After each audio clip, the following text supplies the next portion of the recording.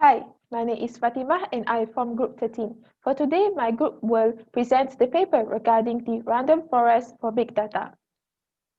So let us go briefly into the introduction. So this paper is focusing on how to implement the different types of random forest methods into the big data. So the definition of big data consists of 4 V's, which is the first one is the volume, which is the scale of data. The second one is the velocity, which is the analysis of streaming data. The third one is the variety, which is the different forms of data. And the last one is veracity, which is the uncertainty of data. Big data is all regarding the unstructured data. And the framework that is used for the big data distribution is either the Hadoop framework or another option, which is the Apache Spark. So the basic facts regarding the random forest is that it can be implemented in both the classification or the regression. And the learning method is based on the chart. So for example, in classification, we can use random forest to predict whether an organism is survived or died. And for regressions, we can use it for predicting or forecasting the house prices. So in this paper, it focuses on the different types of random forest methods. For example, the sequential RF and also the parallel computation of RF, which are the original method. The other method, which is the sampling RF, M out of N RF, back of little bootstraps RF, and also divide and conquer bootstraps. So as we can see that all of these are the 4 methods are based on the original methods, whether it is parallel RF or sequential RF. So sampling RF can be either the parallel RF or the sequential, while the MoonRF, BlbRF, and also DacRF is from the parallel computation of RF. So from this paper, we will see on how do they implement these different types of random forest in the experiment.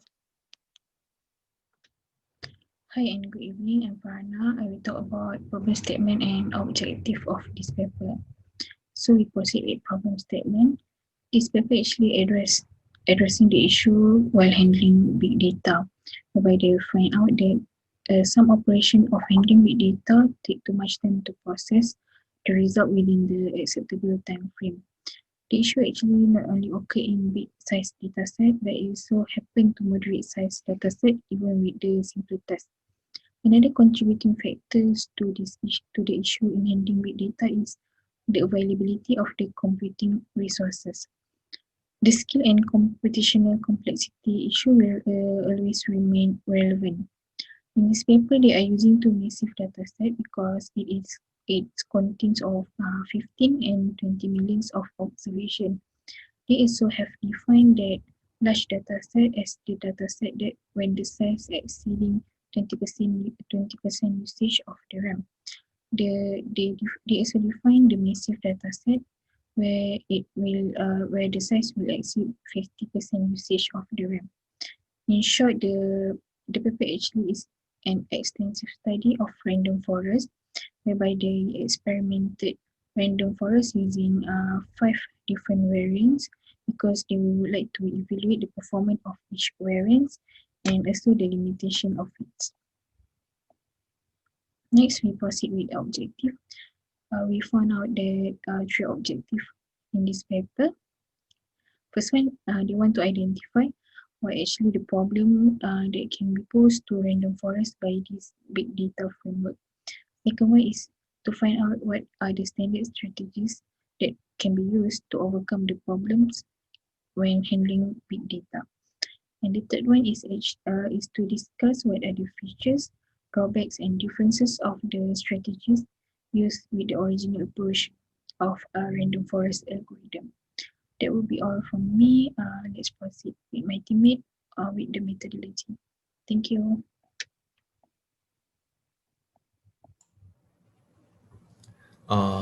Okay. Random forest classifications is a combinatorial classifications model composed of many decision tree classifications models.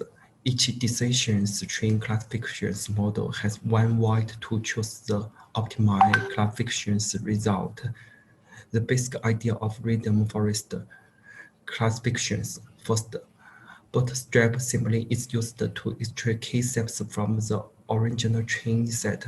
The sample size of each sample is the same as the original train set. Then k-decision tree models were established for k-samples to obtain k-classification result. Finally, a vote was taken on each record to determine its final classifications based on k-classification result. Hi, I'm Luzending and I'm going to present the result of the article. So sequential random forest is used as a baseline in this article. We are finding the K and Q value for the rest of the simulation for back of litter bootstrap random forest and also divide and conquer random forest. So for back of litter random forest, K equal to 10, Q equal to 50. And for divide and conquer random forest, K equal to 10 and Q equal to 100. For the sampling fraction for sampling random forest and also M out of N random forest is actually 1%, will be used for the rest of the simulation.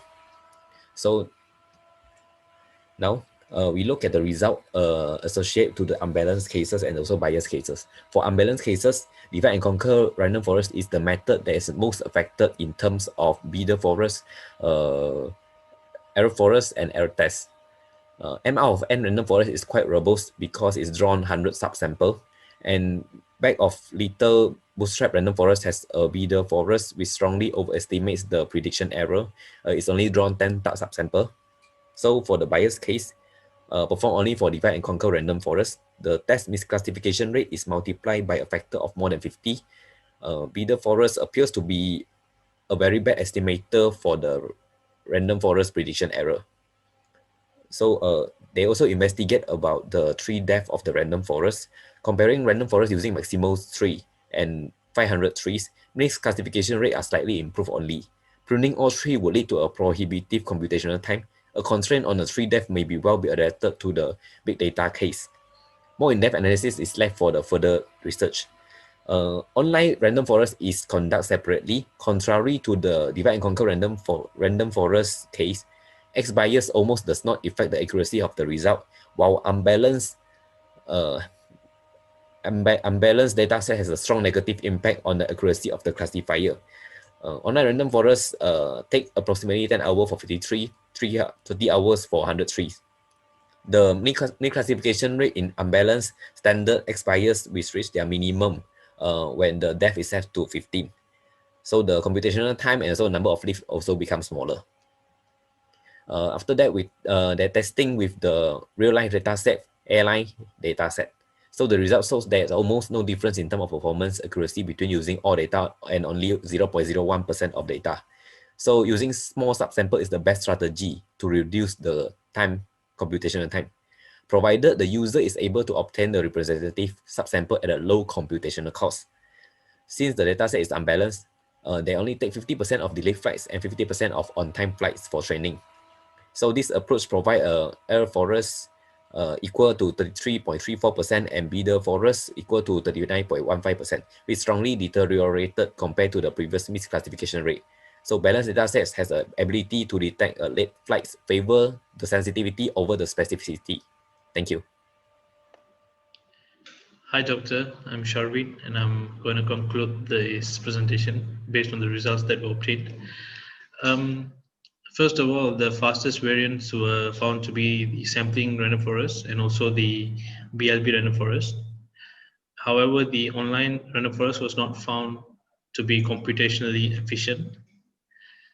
Following through on that, it is advised to calculate OOB error on an independent smaller test subsample. And finally, the most crucial point in the simulations are the lack of representativeness of subsamples. Would result in drastic deterioration of the performances of big data variants of random forests, especially the DAC random forest. And now for some recommendations.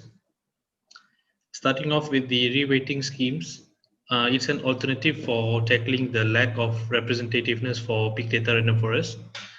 And next is the local outlier factor, LOF, which could be used to identify diverse trees in the random forest and perform ensemble pruning by selecting trees with the highest LOF scores.